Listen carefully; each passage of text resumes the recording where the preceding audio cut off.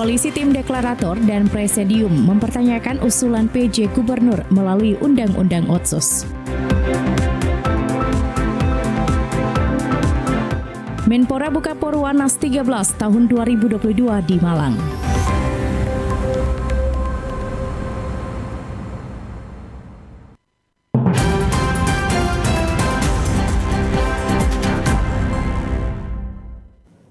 Selamat petang saudara, berita Papua Barat hari ini kembali hadir menjumpai Anda. Edisi Kamis 24 November 2022. Sejumlah informasi dari daerah di Papua Barat akan kami hadirkan untuk Anda. Bersama saya Bert Alendrombiak, inilah Papua Barat hari ini selengkapnya. Saudara, Koalisi Tim Deklarator dan Presidium Pembentukan Provinsi Papua Barat mempertanyakan usulan pejabat Gubernur Papua Barat Daya melalui Undang-Undang Otsus. Hal itu menyusul adanya pernyataan sikap oleh oknum yang mengatasnamakan Koalisi Tim Deklarator dan Pembentukan Provinsi Papua Barat Daya saat kunjungan Wakil Menteri Dalam Negeri John Wempi Wetipo di Ibu Kota Provinsi Papua Barat Daya pada tanggal 21 November 2022. Aspirasi murni dari masyarakat. Menanggapi pernyataan sikap yang disampaikan oleh oknum yang mengatasnamakan Koalisi Tim Deklarator dan Presidium Pembentukan Provinsi Papua Barat Daya tentang usulan penjabat gubernur melalui Undang-Undang Otsus Nomor 21 Tahun 2021 tentang otonomi khusus. Di sela-sela kunjungan Wakil Menteri Dalam Negeri pada tanggal 21 November 2022 lalu. Ditanggapi serius oleh Koalisi Tim Deklarator dan Presidium Pembentukan Provinsi Papua Barat Daya dengan menggelar konferensi pers pada Rabu 23 November 2022. Dan C. Asmuruf, selaku Deklarator Pembentukan Provinsi Papua Barat Daya, sangat menyayangkan pernyataan sikap soal usulan penjabat gubernur yang disampaikan oleh oknum tertentu. Menurutnya, pernyataan sikap itu tidak sepantasnya karena usulan penjabat Gubernur Papua Barat kewenangan pemerintah pusat untuk menunjuk PJ Gubernur yang akan mengatur proses awal penyelenggaraan pemerintahan DOB Provinsi Papua Barat Daya. Dan C menegaskan hadirnya DOB Provinsi Papua Barat merupakan perjuangan selama 16 tahun dan kewenangan itu sudah diterima, sementara untuk tugas pemerintah ini kewenangan Menteri Dalam Negeri yang nantinya akan mengusulkan nama PJ Gubernur Papua Barat Daya. Dan C menyebut PJ Gubernur yang diusulkan nanti oleh Mendagri betul-betul orang yang netral, tidak memiliki kepentingan dan mencalonkan diri pada tahun 2024. Dengan itu sudah disetujui, sudah dikabulkan, undang-undang sudah disetujui. 2022 itu sampai di kemarin tanggal 17.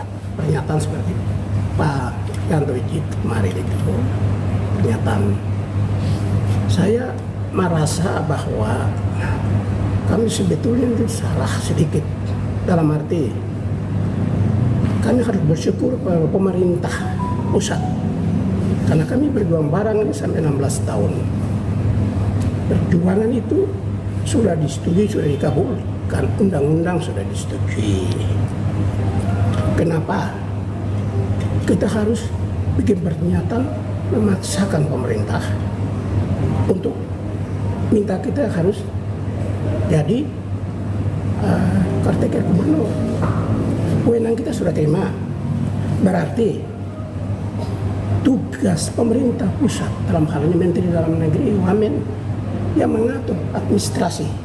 Kami ini harusnya nunggu, terima itu apa adanya saja, dan hak kita rakyat ini nanti di Pilkada 2024 itu baru haknya rakyat ini. Sementara itu, Tim Presidium Pembentukan Provinsi Papua Barat Daya, Mary Isir, menilai pernyataan yang disampaikan oleh oknum tertentu tentang usulan PJ Gubernur Papua Barat itu secara tiba-tiba tanpa konfirmasi bersama Koalisi Tim Deklarator dan Presidium. Tokoh perempuan asal Maibrat ini dengan tegas menyatakan tidak pernah duduk bersama untuk berkoalisi. Koalisi Tim Deklarator dan Presidium Pembentukan Provinsi Papua Barat Daya secara tegas telah mencabut pernyataan tersebut. Pernyataan itu seharusnya koordinasi dengan kita atau bersama-sama kita duduk baru kita sama-sama sepakat. Karena dibilang pernyataan itu tiba-tiba digiring kami begitu tiba-tiba. Saya tanya itu apa? Jadi saya itu apa itu? Apa ya Bapak itu? Itu sebenarnya kalau mau bilang koalisi, kapan kita koalisi, kapan kita duduk bersama? Di mana kita duduk? Saya minta maaf, saya cabut pernyataan itu. Kepercayaan yang telah diberikan oleh deklarator Bapak, kakak saya, saudara di Kasmuruk almarhum, itu kepercayaan sangat luar biasa. Baru tiba-tiba pernyataan sikap itu naik baca di depan. Oh tidak, ini perjuangan akar rumput, bukan perjuangan dari siapa-siapa. Ini kita bersatu untuk melihat gubernur yang disiapkan. Kita lihat gubernur yang disiapkan, terus saya ajak gubernur yang disiapkan datang bukan membawa kepentingan. Dia datang mempolos untuk bekerja dan menyiapkan administrasi. Saya hanya dapat menghimbau kepada kita seluruh masyarakat, Sorong Raya, mari kita tenang dan mari kita bersatu dan setia untuk mendukung pemekaran provinsi Papua Barat ini.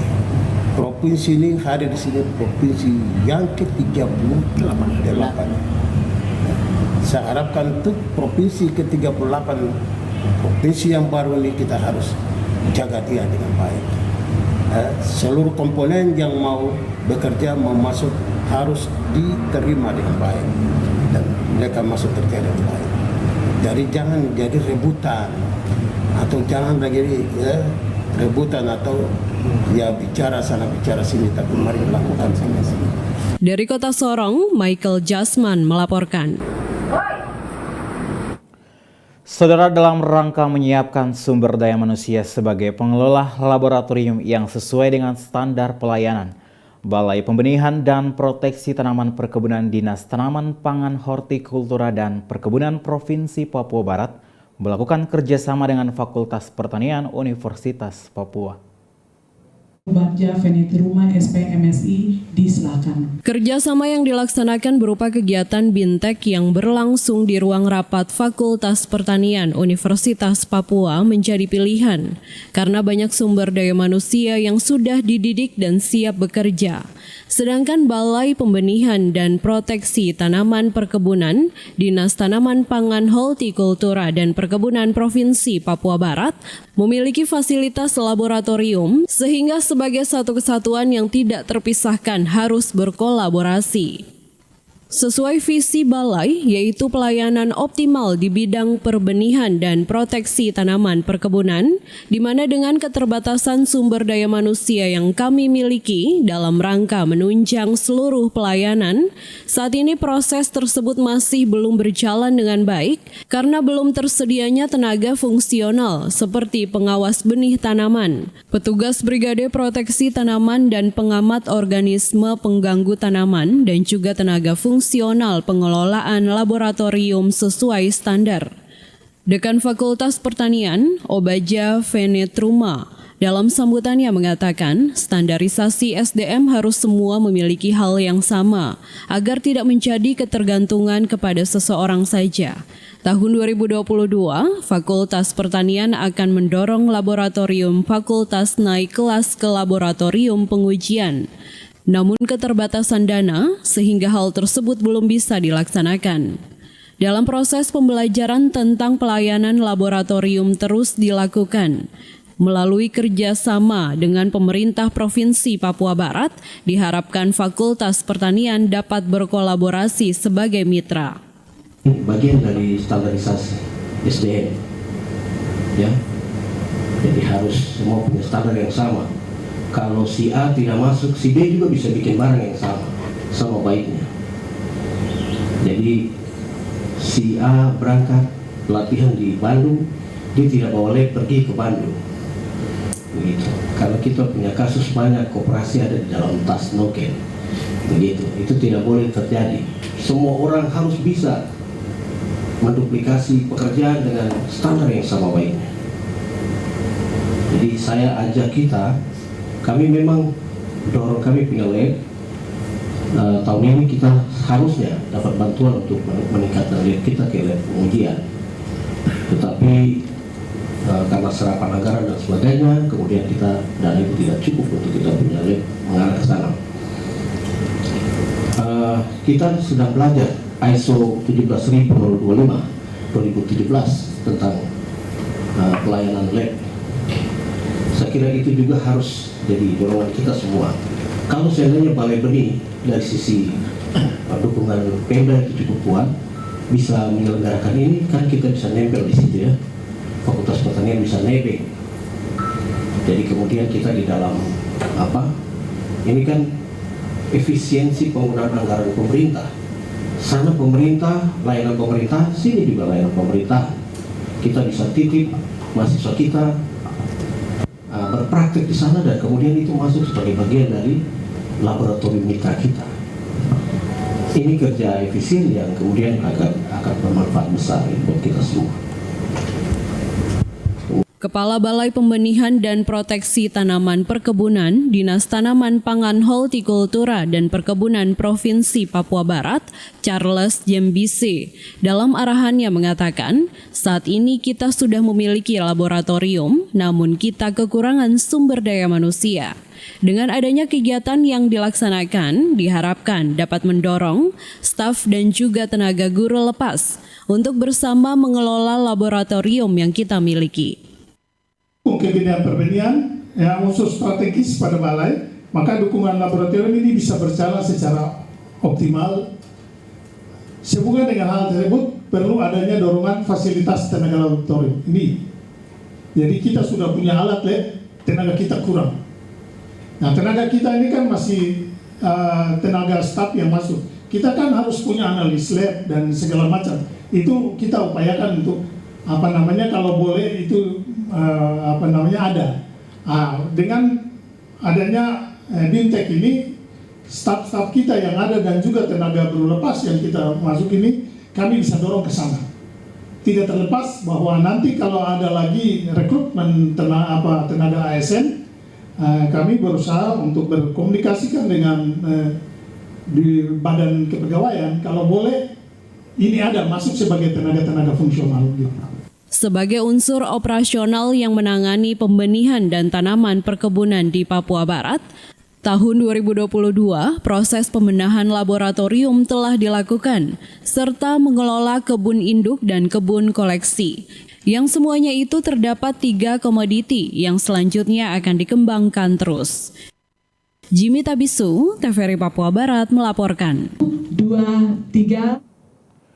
Menteri Pemuda dan Olahraga Zainuddin Amali mengharapkan pelaksanaan Pekan Olahraga Nasional Wartawan ke-13 tahun 2022 yang digelar di Malang di Jawa Timur agar terus disosialisasikan melalui peran media supaya lebih dikenal di seluruh masyarakat di tanah air.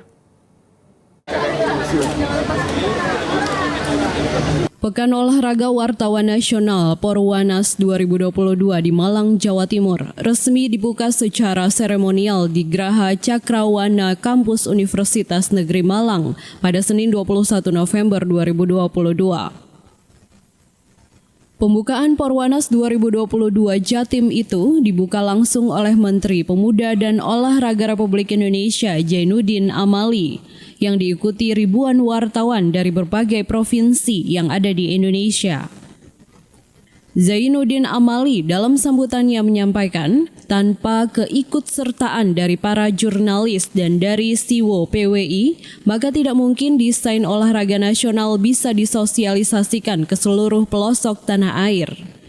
Menteri Pemuda dan Olahraga ini menyebutkan, hanya dengan kerja sama yang baik, semua yang terkandung dalam olahraga nasional akan dapat tersampaikan ke seluruh masyarakat Indonesia. Saya meyakini itu, tanpa keikutsertaan dari teman-teman jurnalis, dari PWI, dari SIWO PWI, maka tidak mungkin desain besar olahraga nasional akan tersosialisasi ke seluruh pelosok tanah air. Hanya dengan kerjasama yang baik, maka semua apa yang terkandung di dalam desain besar olahraga nasional akan tersosialisasi dengan baik. Jawa Timur saya kira salah satu sentra yang kita sudah putuskan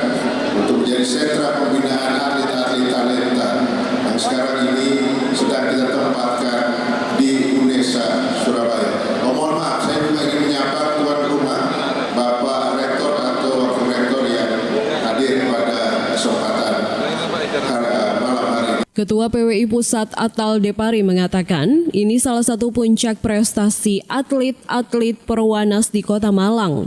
Diharapkan para insan pers dapat memberikan permainan yang sportif. Depari memastikan, PWI Pusat bersama panitia daerah juga menjamin seluruh pertandingan. Dari awal sampai akhir, semua atlet bisa bermain dengan penuh kekeluargaan. Karena sudah 6 tahun lamanya tidak pernah diadakan. Sampaikan salam saya Pak PRT Gubernur Pak Emil Dardak kepada Ibu. Luar biasa, saya tahu bagaimana supportingnya terhadap Perwanas. Kemudian saya juga menyampaikan terima kasih kepada Pak Menpora yang sudah memberikan waktunya begitu. PLT Gubernur Jawa Timur Emil L. Setianto merasa bahagia dengan kehadiran para wartawan di Jawa Timur yang sebelum pembukaan melakukan Barade Devil dari 35 provinsi. Tujuan Porwanas membangun semangat kekeluargaan antara wartawan dan juga rasa cinta terhadap olahraga. Kami berbahagia untuk menyambut kedatangan seluruh kontingen yang tadi sudah defile. Dan menurut Pak Ketua PWI tadi, sebagian yang mungkin tidak ada sedang bertanding. Total ada 2.200, tentunya ini adalah momen yang sangat menyenangkan. Tadi dijelaskan bahwa tujuannya ini adalah membangun semangat kekeluargaan dan juga rasa cinta olahraga. Saya jadi ingat kalau dari SD itu selalu kita diajarin istilah mensana in corpore sano. Jadi kalau misalnya wartawannya cinta olahraga, maka tubuhnya sehat, jiwanya juga sehat. Artinya kalau jiwa wartawan sehat, maka wartawan sebagai pelita bangsa kita akan menyehatkan Indonesia secara keseluruhan.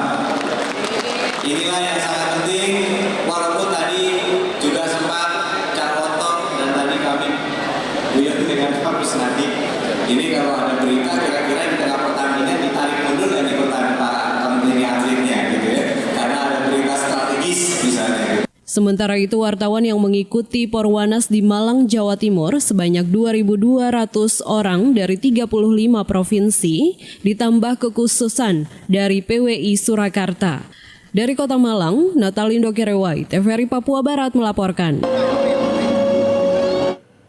Setelah berusaha sebaik mungkin pada penyisihan grup E Porwanas ke-13 Malang, Jawa Timur, ternyata Dewi Fortuna belum berpihak kepada tim futsal PWI Papua Barat.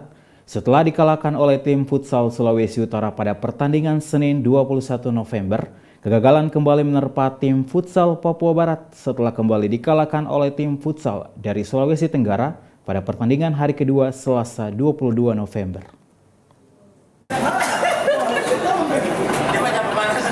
Setelah berusaha sebaik mungkin pada penyisihan grup E Porwanas ke-13 Malang, Jawa Timur, ternyata Dewi Fortuna belum berpihak kepada tim futsal PWI Papua Barat. Setelah dikalahkan oleh tim futsal Sulawesi Utara pada pertandingan Senin 21 November, kegagalan kembali menerpa tim futsal Papua Barat setelah dikalahkan oleh tim futsal Sulawesi Utara pada pertandingan Senin 21 November. Kegagalan kembali menerpa tim futsal Papua Barat setelah kembali dikalahkan oleh tim futsal dari Sulawesi Tenggara pada pertandingan hari kedua pada Selasa 22 November. Kekalahan tim Papua Barat dari tim futsal Sulawesi Utara terbilang telak dengan skor 9-2, namun 2 gol yang sempat dilayangkan ke gawang lawan oleh tim futsal Papua Barat dieksekusi oleh Valen dan Wahyu. Sementara di hari kedua, tim Papua Barat kembali mengalami kekalahan dari tim futsal Sulawesi Tenggara dengan skor 3-1. Namun gawang lawan sempat dibobol dengan 1 gol oleh Matias Renyaan, sekretaris PWI Papua Barat. Setelah dikalahkan oleh 2 lawan yang ada di grup E, yaitu Sulut dan Sulteng, secara optimis tim futsal PWI Papua Barat gugur pada babak penyisihan grup E yang tidak dapat melaju pada babak selanjutnya di ajang Porwanas 13 Malang, Jawa Timur. Pelatih tim futsal PWI Papua Barat mengatakan, Tim asuhannya telah berusaha mempersembahkan yang terbaik bagi seluruh masyarakat, namun Dewi keberuntungan belum berpihak kepada mereka. Namun dengan 2 pertandingan yang diikuti akan menjadi pelajaran berharga sebagai persiapan untuk mengikuti Porwana selanjutnya. Jeffrey Watimuri mengungkapkan, stamina dan teknik bermain tim futsal PWI Papua Barat merupakan 2 hal penting yang akan dibenahi guna menyempurnakan performa tim agar dapat lebih baik di ajang pekan olahraga khusus untuk wartawan yang selalu digelar secara rutin di masa mendatang.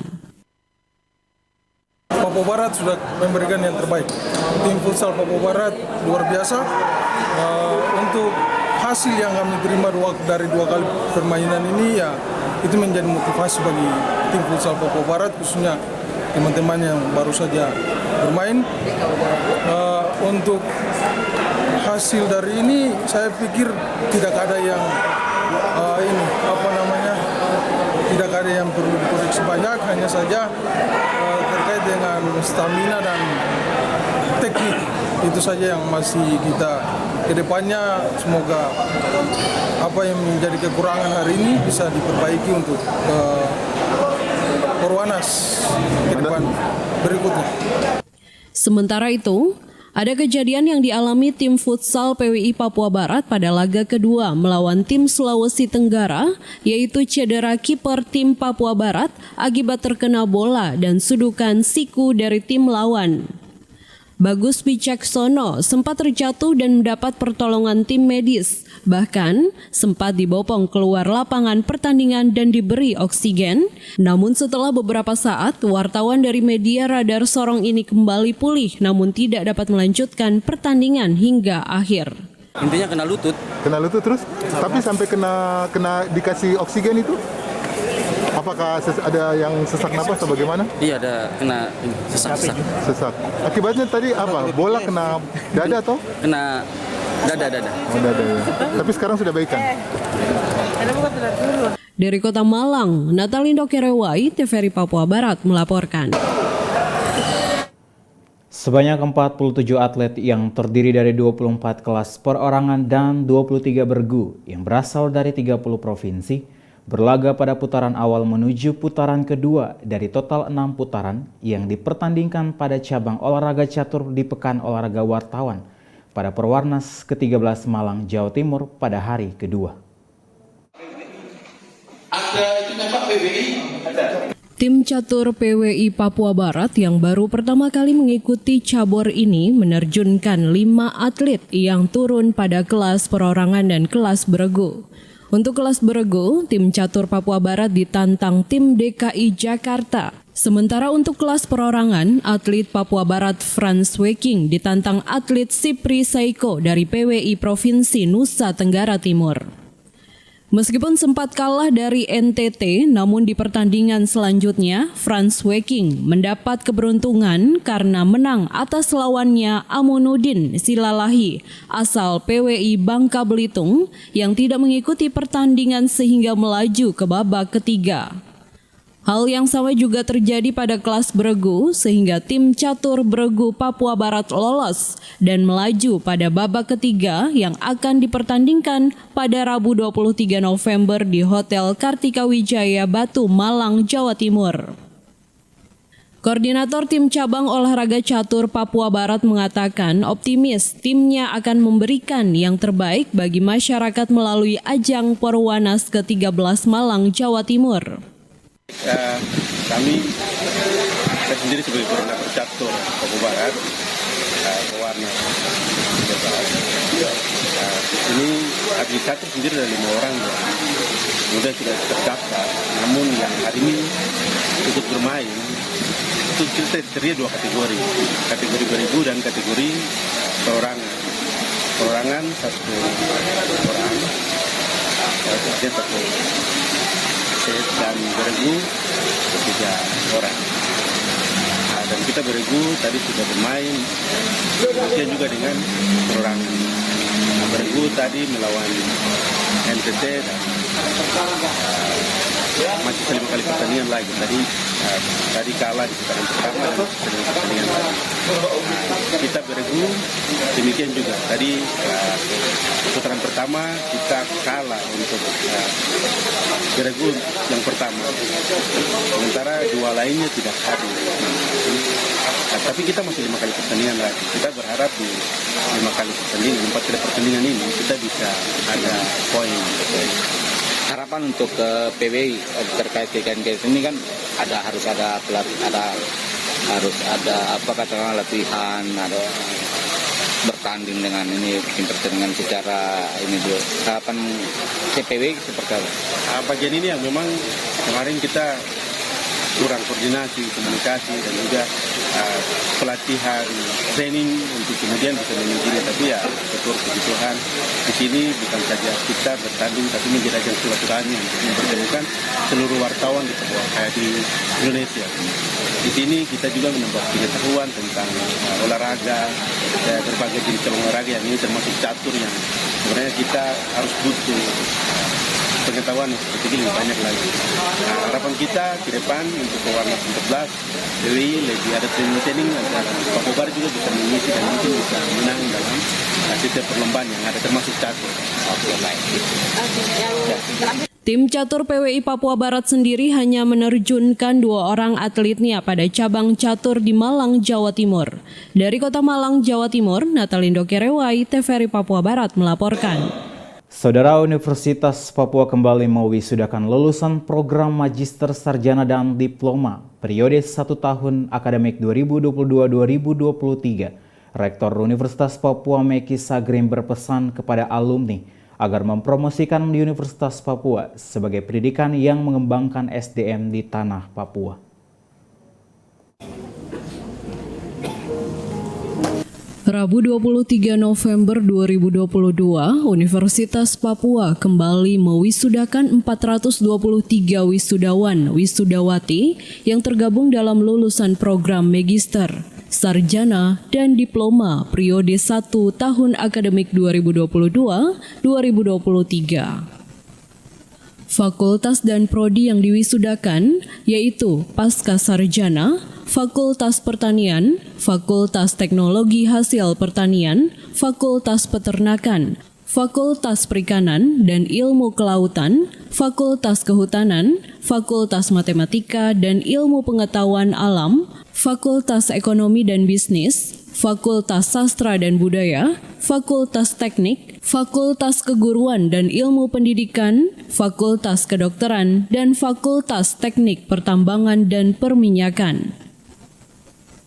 Christine Angela Ayomi, alumni Fakultas Kehutanan, mewakili seluruh wisudawan wisudawati, mengatakan dengan ilmu yang ia sudah dapatkan di kampus, selanjutnya dapat dimanfaatkan sesuai dengan moto kampus Unipa, ilmu untuk kemanusiaan.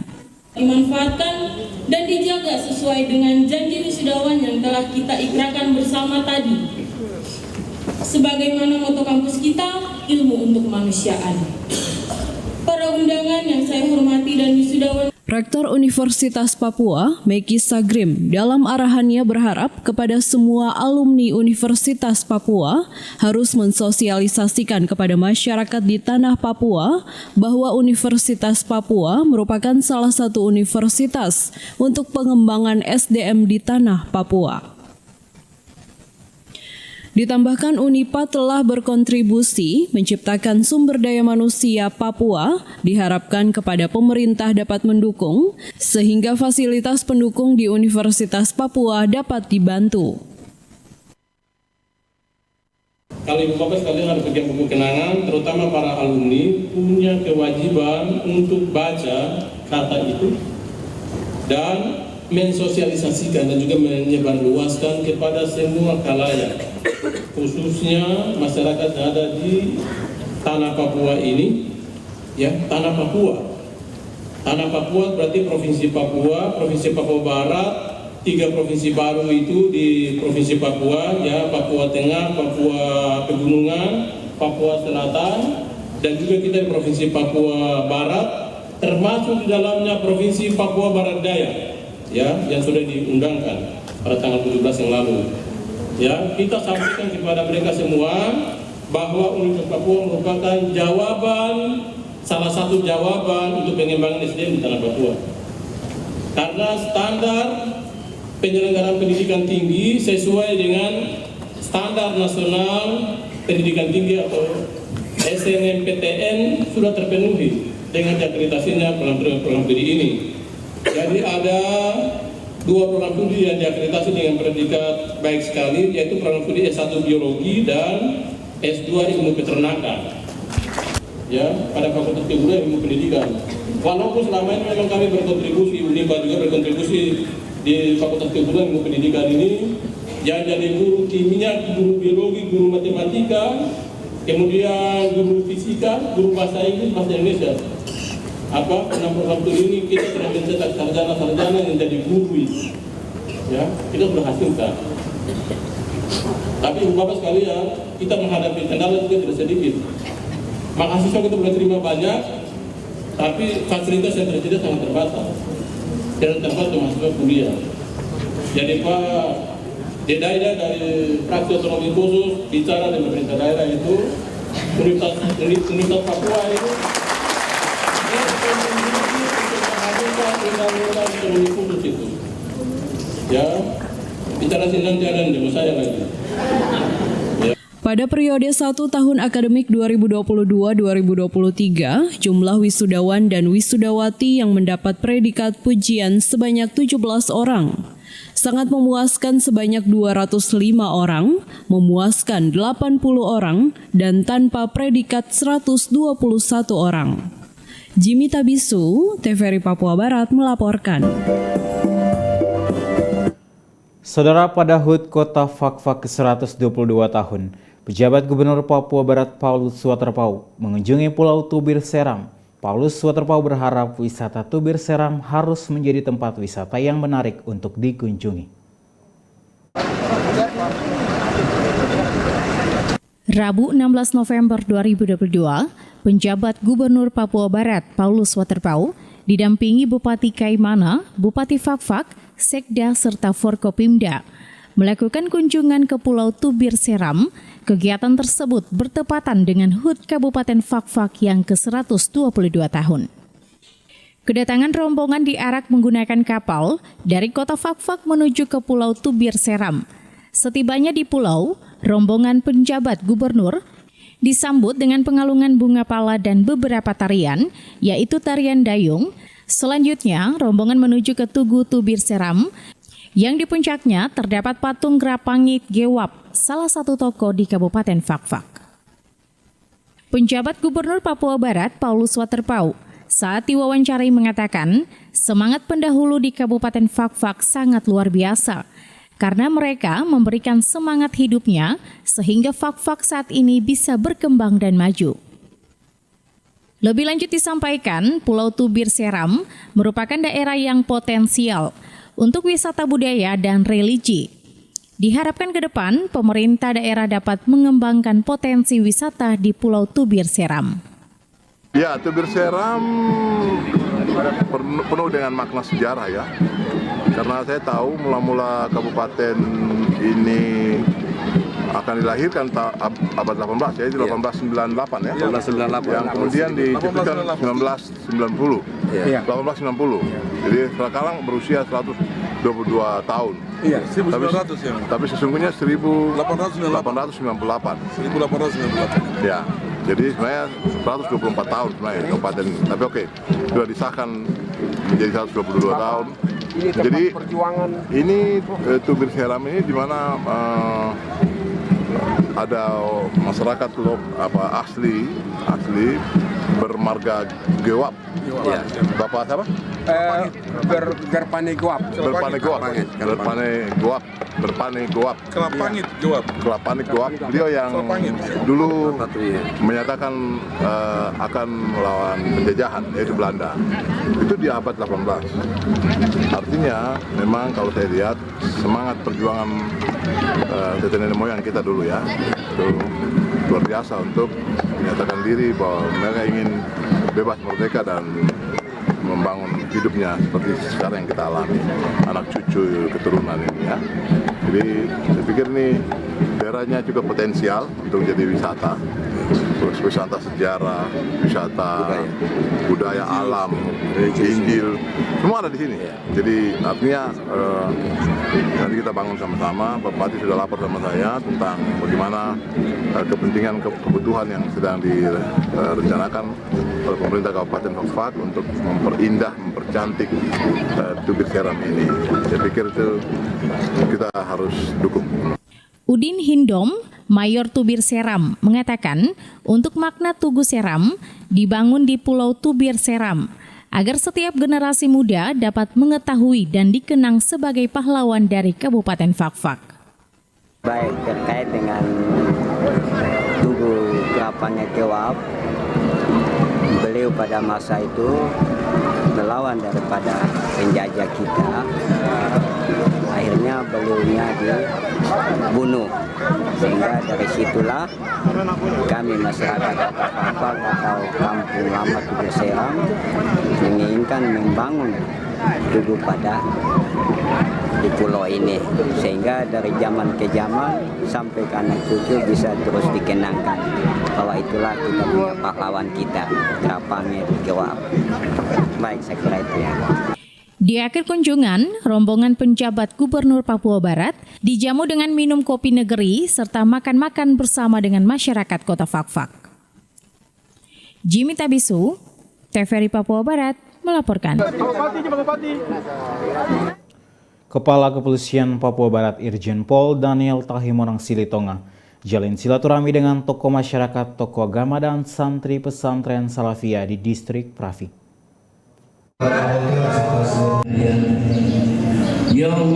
Kepada para umat pesantren, Kapolda Papua Barat menyampaikan beberapa hal terkait nilai-nilai persatuan. Kehadiran dirinya di sini mengajak semuanya harus bersatu dengan berbagai perbedaan dan merupakan kebersamaan jiwa dalam kesatuan bangsa Indonesia saat ini sedang dipertaruhkan dengan perbedaan-perbedaan kecil yang ada. Di akhir kegiatan, Kapolda mengajak para tokoh untuk memanjatkan doa atas musibah bencana alam yang terjadi di Cianjur, yang sampai dengan saat ini sudah 100 orang meninggal dunia dan masih banyak yang tertimbun dan masih mengungsi, serta ada banyak juga masjid dan pondok yang roboh saat gempa bumi mengguncang Cianjur. Turut hadir Dinbinmas Polda Papua Barat, Dirpamovit Polda Papua Barat, Dirlantas Kabid Propam Polda Papua Barat, Kabid Humas Polda Papua Barat, pengurus pesantren Yayasan Pendidikan Salafiyah, Kepala Kampung Aimasi, Kepala Kampung Udapi Hilir, dan tamu undangan. Tim Liputan TVRI Papua Barat melaporkan. Di Pondok Pesantren Salafiyah. Informasi tadi sekaligus menutup jumpa kita pada berita Papua Barat hari ini edisi Kamis 24 November 2022. Mewakili seluruh kerabat kerja yang bertugas, saya Bert Alen Rumbiak. Pamit undur diri dari hadapan Anda, terima kasih atas kebersamaannya dan sampai jumpa.